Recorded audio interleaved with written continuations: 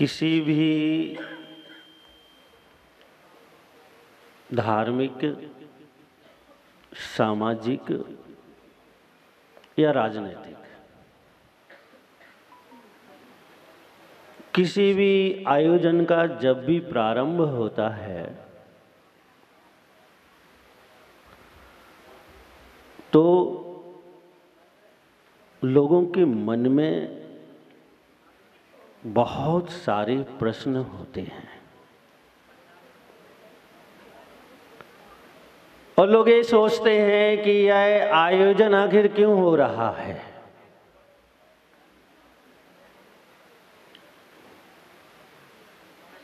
आयोजक से पूछो तो उसकी अपनी व्यवस्था है, दरख्शों से पूछो तो उनकी अपनी व्यवस्था है, और अगर सन्यासियों से यह बात पूछते हैं तो कुछ अलग ही कुछ नजर आता है।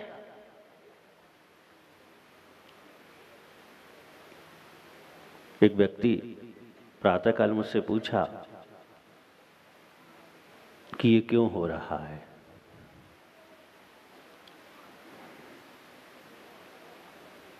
मैंने उससे कहा कि मैं शून्य में जाना चाहता हूं।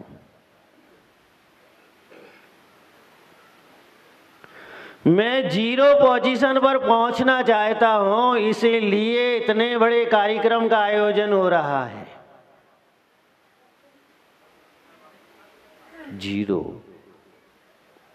उसको बड़ा असर हुआ। बहुत बड़ी बड़ी आंखें करके उसने मुझे देखा। इस दुनिया में लोग हीरो बनने में लगे हुए हैं और आप ये कह रहे हो कि इतने बड़े कार्यक्रम का आयोजन जो हो रहा है वह जीरो बनने के लिए हो रहा है। तो हाँ, लक्ष्य हमारा यही है। जिन्हें हम परमात्मा स्थापना रूप से बनाने जा रहे हैं, जब वह वास्तविकता में परमात्मा बने थे तो उन्होंने भी यही लक्ष्य लिया था।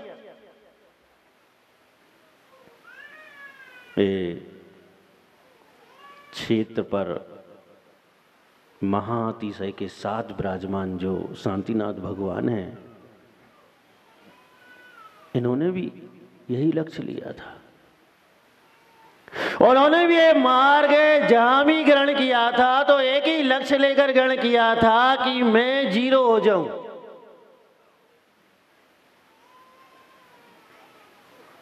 वैसे जीरो की कोई कीमत नहीं होती है। अगर चेक पर 10 जीरो भी रखे हों तो कैशियर कुछ देने वाला नहीं है, और अगर उसी चेक पर 1 लिखा है तो 1 रुपया तो वो देगा। और अगर आपने उसके साथ उसके आगे 1 भी जीरो रख दिया तो वो कितने देगा? 10 रुपये देगा।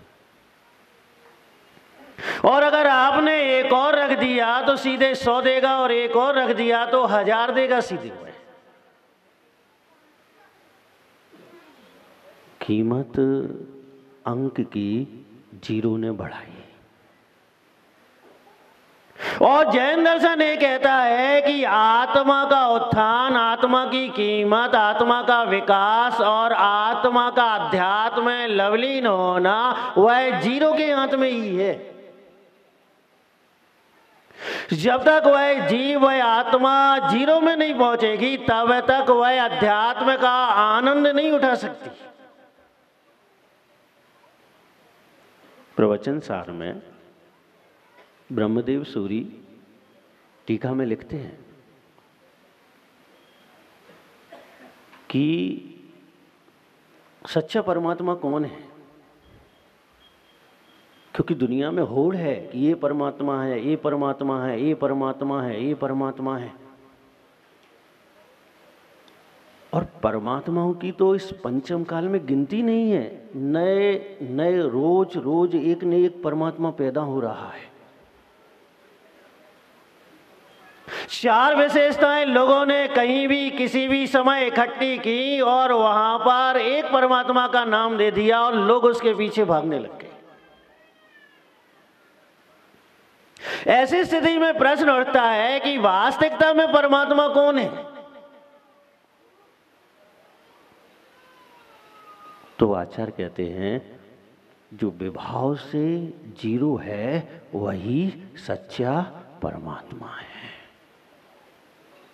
यानी जिसने संसार छोड़ा है, संसार के विभाव को छोड़ा है, अष्ट कर्म को छोड़ा है, ये जो विभाव है जिसने छोड़ दिया है वही परमात्मा है। इसलिए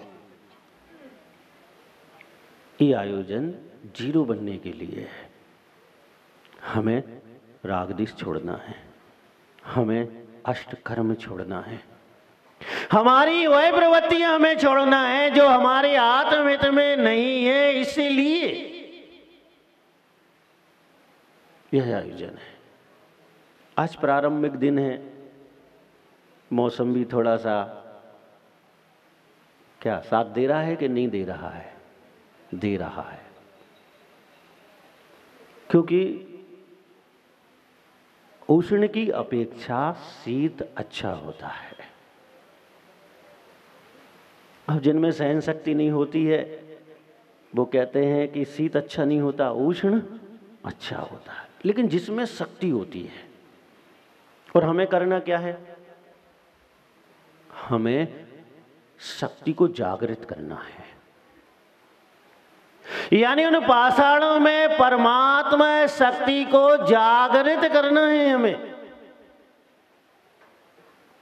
जिन्हें आज हम एक मूर्ति कहते हैं, उस मूर्ति में प्राण प्रतिष्ठा फूंक कर हमें उसको जागृति देना है और परमात्मा रूप में जागृति देना है।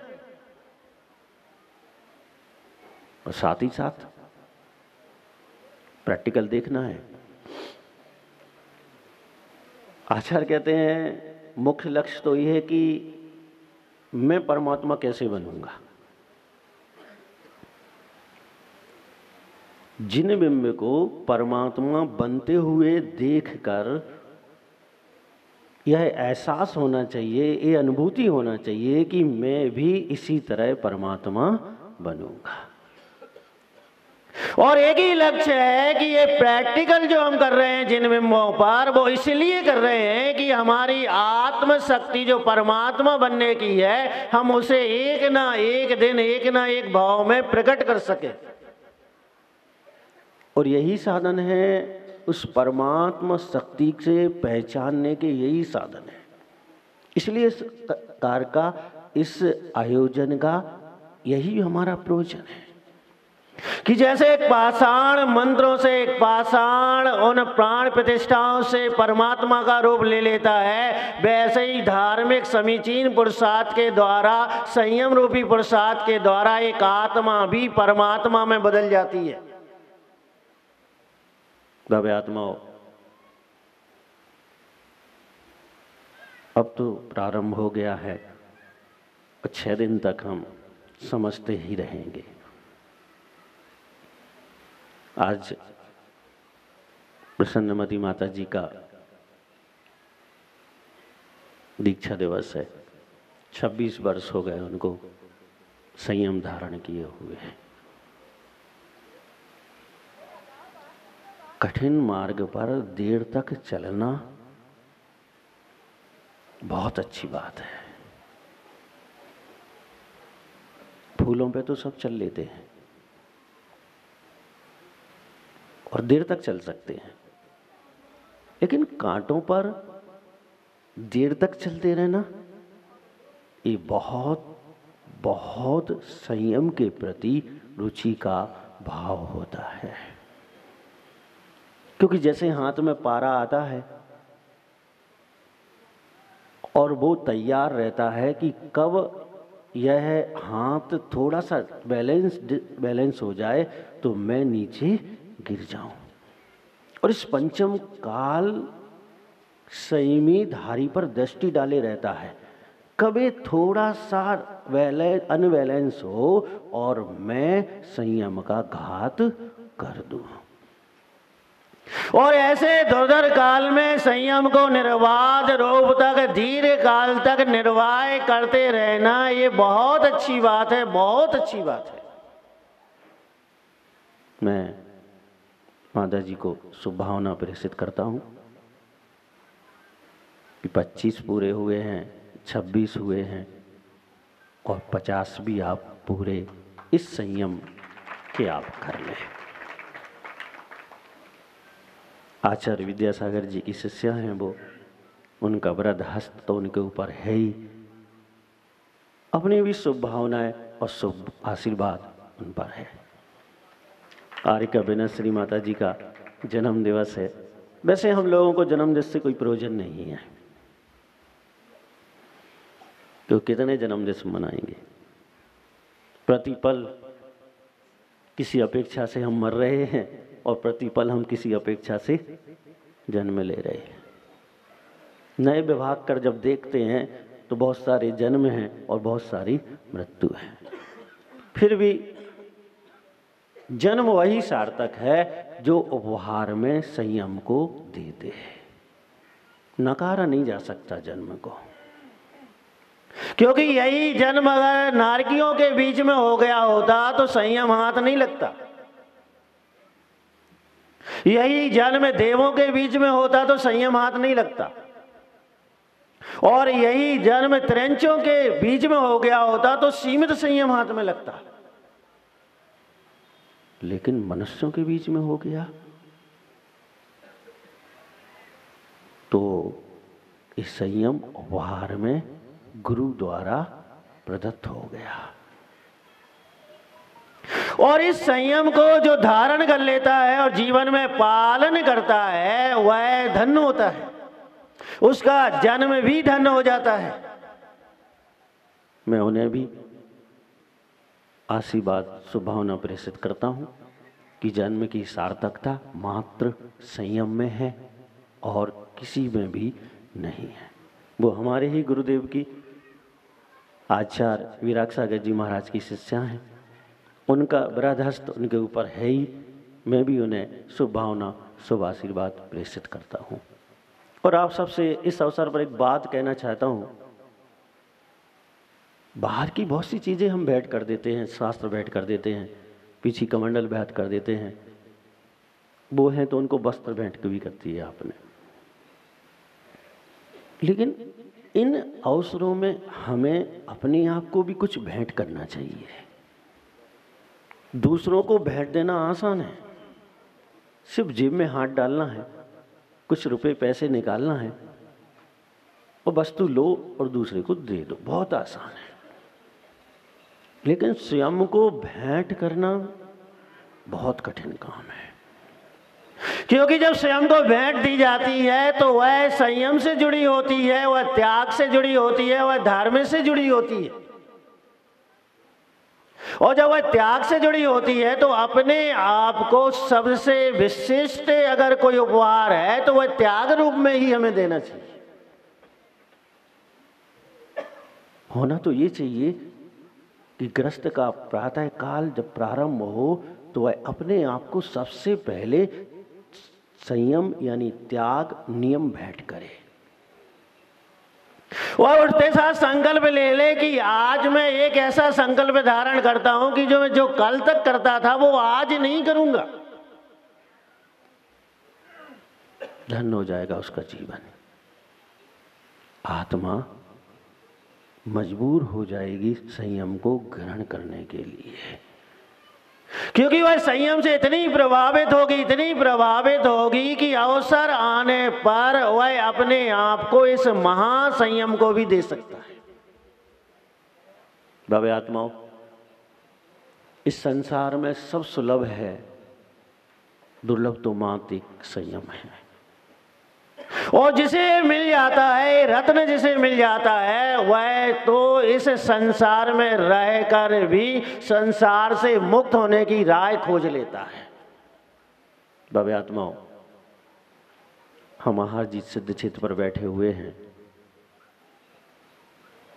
मदन कुमार और विष कंबल मुनिराज इस भूमि से मोक्ष गए हैं। चिंतन करके अगर हम देखें, जिस भूमि पर हम चल रहे हैं उस भूमि पर वह दोनों केवली भी चले हुए हैं। जिस क्षेत्र पर हम भगवान शांतिनाथ के दर्शन करके कुछ अच्छा जीवन में पाना चाहते हैं, उस क्षेत्र पर उन दोनों केवली भगवानों की वर्णनाएं आज भी प्रसारित हो रही हैं। और ऐसे महान क्षेत्र पर हम एक महान कार्य करने जा रहे हैं। भाव, श्रद्धा और उत्साह के साथ अगर हम इस कार्य को करते हैं तो हमें वह लाभ मिलता है जो विभाव की तरफ से हमें जीरो करता है और स्वभाव की तरफ से हमें हीरो बनाता है, अंकवान बनाता है और हमारे जीरो की भी वह कीमत कर देता है। और ऐसी भावना के साथ हम मंगलाचरण से इसको प्रारंभ कर रहे हैं और भगवान शांतिनाथ से यही प्रार्थना करते हैं कि जिस प्रयोजन से हमें महा आयोजन करने जा रहे हैं वह प्रयोजन प्रत्येक उस व्यक्ति को प्राप्त हो जो यहाँ आ रहा है, प्रत्येक उस व्यक्ति को प्राप्त हो जो यहाँ नहीं भी आ रहा है। हमारा लक्ष्य है कि प्रत्येक प्राणी मात्र के लिए सम्यत का मार्ग मिले, सम्यत की बात मिले और मोक्ष मार्ग को पहचान जाए। हमारा यही लक्ष्य है। कृपा शांतिनाथ की, छत्रछाया शांति कुंतु अरहनाथ की और आचार्य गणाचार्य विराग सागर जी महाराज का शुभ आशीर्वाद और आप सबकी शुभ भावनाएं इस पंच कल्याणक को उन्नत वृद्धि की ओर और सफलता की ओर ले जाएगा। इस भावना के साथ जय बोलिए 1080 शांतिनाथ भगवान की जय। बोलिए गुरुदेव आचार्य श्री विराग सागर जी महाराज जी की।